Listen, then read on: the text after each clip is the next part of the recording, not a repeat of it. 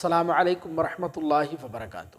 ہماری بہت سی بہنوں کو لیکوریا کی شکایت ہوتی ہے، یعنی مسلسل ان کا وائٹ ڈسچارج ہوتا رہتا ہے، سفید پانی ان کی شرمگاہ سے ہر وقت رستا رہتا ہے۔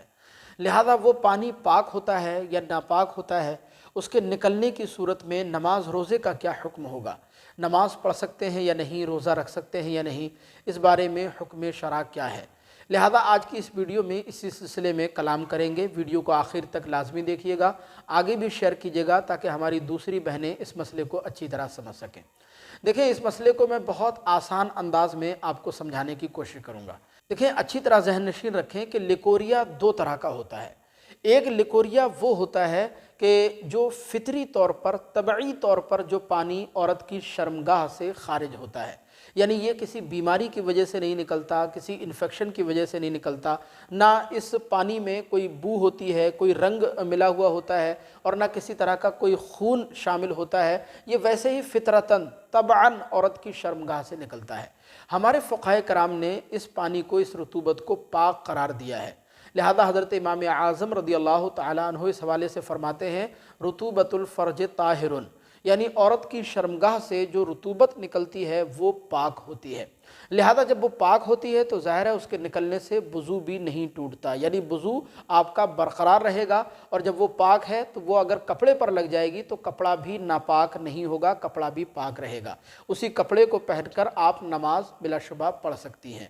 تو ایک لیکوریا کا پانی تو یہ ہے، اور دوسرا لیکوریا کا پانی وہ ہوتا ہے کہ جو کسی بیماری کی وجہ سے نکلتا ہے، کسی انفیکشن کی وجہ سے نکلتا ہے، جس کے اندر بو ہوتی ہے، اسمیل ہوتی ہے، کوئی رنگ کسی طرح کا شامل ہوتا ہے، خون کی ملاوٹ ہوتی ہے، یعنی خون کی آمیزش کے ساتھ، خون کی ملاوٹ کے ساتھ وہ پانی عورت کی شرمگاہ سے نکل رہا ہوتا ہے۔ لہذا اس کے بارے میں ہمارے فقہائے کرام نے حکم صادر فرمایا کہ یہ احتیاطاً اس کو ناپاک قرار دیا گیا، اور اس کے نکلنے سے وضو ٹوٹ جاتا ہے، اور جب وضو ٹوٹ جاتا ہے تو ظاہر ہے یہ ناپاک ہے، اس کے کپڑے پر لگنے سے کپڑے کا وہ حصہ بھی ناپاک ہو جائے گا۔ اگر اس کی مقدار 1 درہم یا 1 درہم سے زیادہ ہے تو اس کو دھوئے بغیر نماز پڑھنا درست نہیں، اور اگر اس کی مقدار 1 درہم سے کم ہے تو نماز ہو جائے گی، لیکن پھر بھی دھو لینا چاہیے، دھو لینا بہتر ہوتا ہے۔ لہذا یہ والا لیکوریا اگر کسی خاتون کو بہت زیادہ ہو رہا ہو، بہت زیادہ آ رہا ہو، اور اتنا زیادہ آ رہا ہو کہ پاکی کی حالت میں، طہارت کی حالت میں عورت کا نماز پڑھنا ممکن ہی نہ ہو، جیسے مثال کے طور پر عورت نے وضو کیا اور جب وہ نماز پڑھنے کے لیے کھڑی ہوئی تو لیکوریا ہو گیا، نماز کے اندر لیکوریا آ گیا، اور اتنا زیادہ آ رہا ہے کہ نماز پڑھی نہیں جا رہی، تو پھر ایسی عورت معذور و مجبور کے حکم میں داخل ہوتی ہے۔ ایسی عورت کے لیے پھر حکم یہ ہوتا ہے شریعت مطہرہ کا کہ وہ ہر فرض نماز کے لیے علیحدہ نیا وضو کرے، اور پھر اس وضو سے اس نماز کے دوران جتنی بھی نمازیں آئیں، فرائض، واجبات، نوافل، سنتیں، وہ سب پڑھ سکتی ہے۔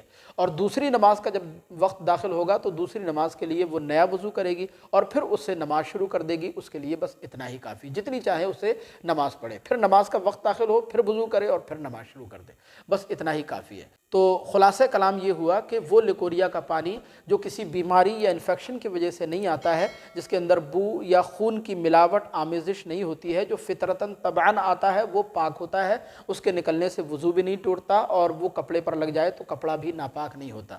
لیکن وہ لیکوریا کا پانی جس کے اندر بو ہوتی ہے، اسمیل ہوتی ہے، خون کی ملاوٹ ہوتی ہے، آمیزش ہوتی ہے، تو وہ اس کو احتیاطاً فقہائے کرام نے ناپاک قرار دیا ہے، اس کے نکلنے سے وضو ٹوٹ جاتا ہے، اور اگر وہ کپڑے پر لگ جائے تو کپڑے کا وہ حصہ بھی ناپاک ہو جاتا ہے۔ رہا روزے کا مسئلہ، تو لیکوریا کا پانی نکلنے کی وجہ سے روزے پر کسی قسم کا کوئی اثر نہیں پڑتا ہے، روزہ آپ کا برقرار رہے گا، روزہ آپ کا نہیں ٹوٹے گا۔